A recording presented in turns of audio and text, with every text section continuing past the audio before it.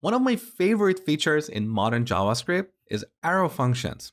So let's define a constant, call it square, and set it to a function that takes a number and simply returns number times number. So this is the old JavaScript.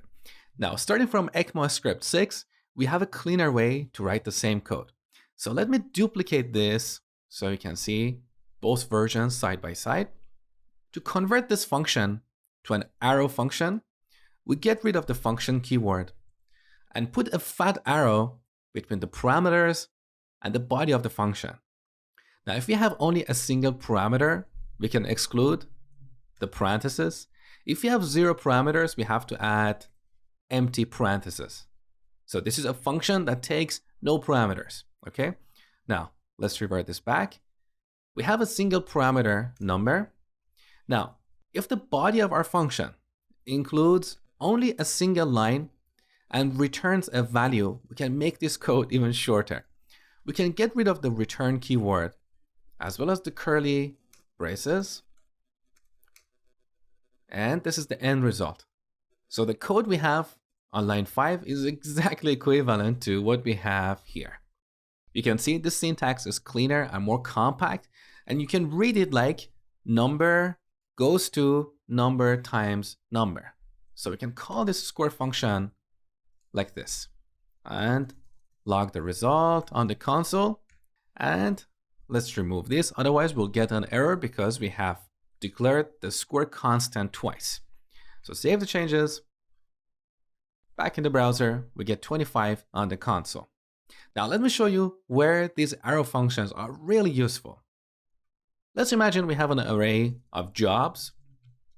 So each job object has maybe an ID and a property called isActive, which we set to true or false.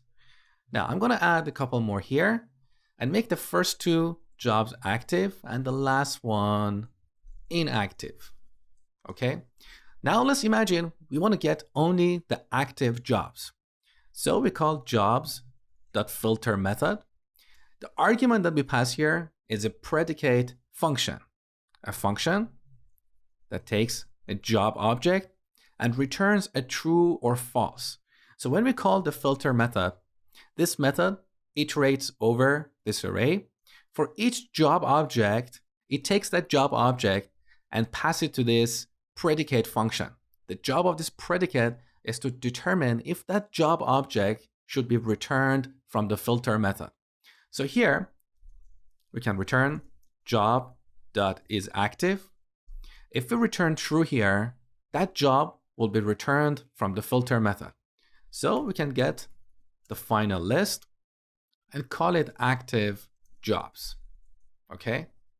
Now here we have a simple function, and this is a perfect opportunity for us to use an arrow function and make this code cleaner and more readable.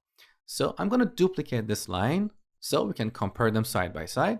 So as I told you, to convert this to an arrow function, we get rid of the function keyword, delete, put a fat arrow between the parameters and the body.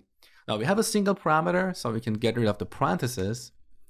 And we have a single line here. We're simply returning a value, so we can get rid of the return keyword as well as the curly braces.